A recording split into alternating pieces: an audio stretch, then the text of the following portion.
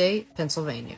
Coming in at number 5 for the most insane murder cases in Pennsylvania is the serial unaliver, Harrison Graham. In the late 80s, investigators in Philly started responding to disturbing discoveries inside abandoned homes. At first, nothing connected them.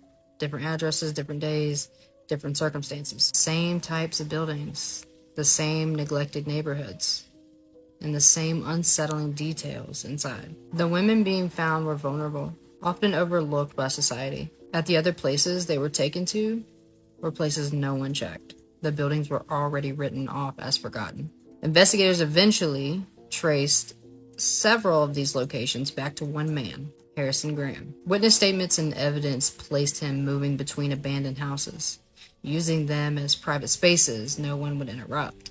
When police searched one of the properties tied to him, they found proof that multiple cases were connected, confirming their fears. This wasn't random.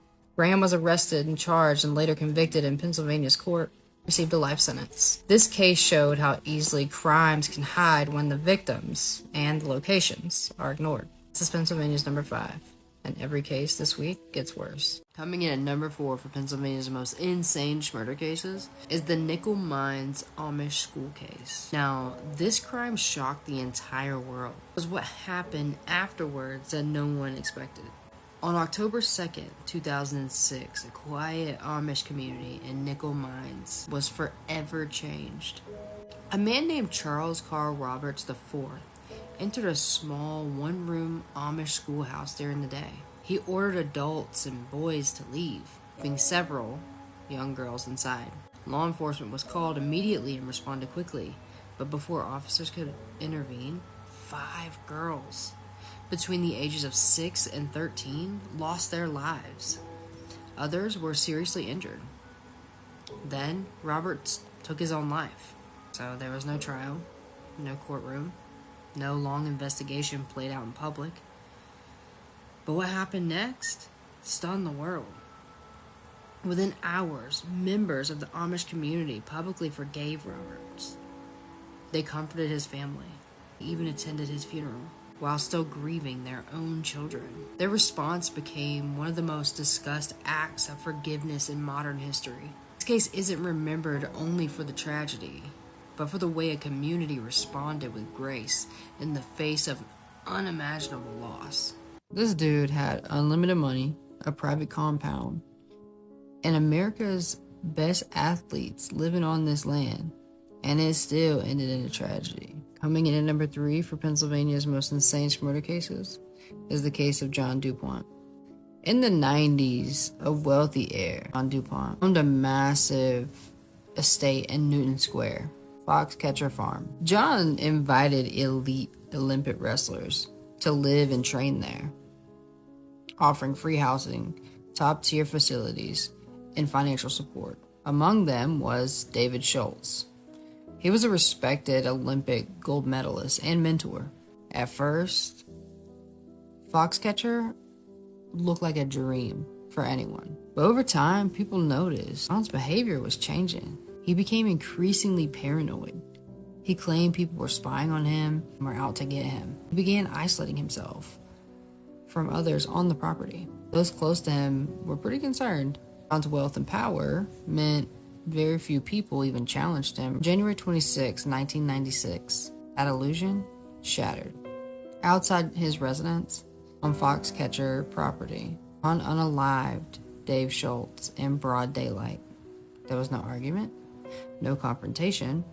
Afterwards, John retreated into his mansion and barricaded himself inside. He was later found mentally ill but criminally responsible, convicted of third-degree murder, sentenced to prison. This case exposed how money and influence can hide danger in plain sight.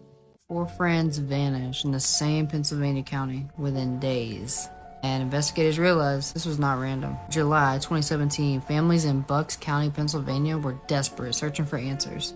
4 young men all disappeared after making plans to meet someone they trusted. Different days, but the same area. Investigators eventually traced all these meetings back to the same property, a farm in Salisbury Township connected to Cosmo DiNardo. Authorities later confirmed that The men were unalived on this property shortly after arriving, and their remains were hidden on this property. In court, prosecutors explained the motive. It wasn't random at all. It involved drug-related disputes and a growing fear of being exposed. After the first unaliving, DiNardo escalated, trying to silence anyone who could connect him to what already had happened. DiNardo ultimately pleaded guilty and was sentenced to 4 life sentences without parole. This case shook Pennsylvania because it unfolded in real time, while families were still hoping. Coming in at number 1 for Pennsylvania's most insane murder cases. You guys are gonna think I'm playing, but I'm not. This is the case of the pizza delivery man. August 28th, 2003. A pizza delivery guy walks into a bank in Erie, Pennsylvania. His name was Brian Wells. He hands the bank teller a demand note, and locked around his neck was a metal device. Police quickly detained Wells outside the bank. While he was surrounded by officers, he told them he had been forced to do this, and that the device was in fact real. As authorities tried to assess the situation, the device detonated, unaliving Wells right in front of law enforcement and cameras. But investigators later uncovered something much darker. Wells wasn't the mastermind. He was a pawn. He was telling the truth. Federal investigators revealed a plot involving multiple people, including Marjorie Armstrong, who prosecutors said helped plan the scheme for a financial gain and manipulated Wells into believing that the device could be removed. Years later, Armstrong was convicted in federal court and sentenced to life in prison.